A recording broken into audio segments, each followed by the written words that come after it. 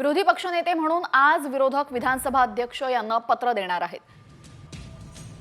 नेमकं विरोधी पक्ष म्हणून कुणाचं नाव दिलं जाणार आहे याकडे आता सर्वांचं लक्ष आहे। त्यानंतर विधानसभा अध्यक्ष त्यांना विरोधी पक्षनेते पद देणार का हेही पाहणं महत्त्वाचं ठरणार आहे। या संदर्भात अधिक माहिती देण्यासाठी आमचे प्रतिनिधी गणेश कवडे आपल्यासोबत जोडले गेलेले आहेत। गणेश, एकूणच जर महाविकास आघाडीची संख्या बघितली तर विरोधी पक्षनेतेपद कुणाला मिळणार, काय वाटतं?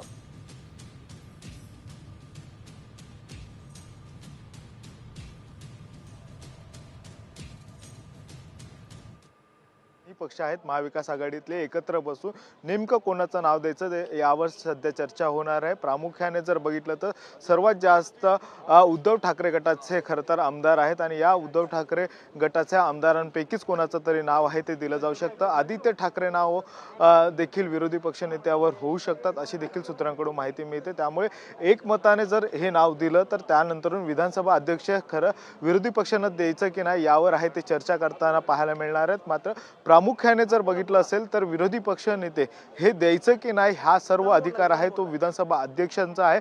त्यामुळे जरी आज नाव दिलं विरोधकांनी त्यानंतर विधानसभा अध्यक्ष देतात की नाही हे देखील पाहणं गरजेचं आहे। पण प्रामुख्याने जर बघितलं असेल तर मुख्यमंत्री असतील या विधानसभा अध्यक्ष असतील यांनी देखील सांगितले की विरोधकांचा मान सन्मान आहे तो आम्ही राखणार आहे। त्यामुळे नेमकं हे पद जर एकमताने जर दिलं तिन्ही पक्षांच्या सहीने तर एखाद्या वेळेस विरोधी पक्ष नेता आहे तो दिला जाऊ शकतो।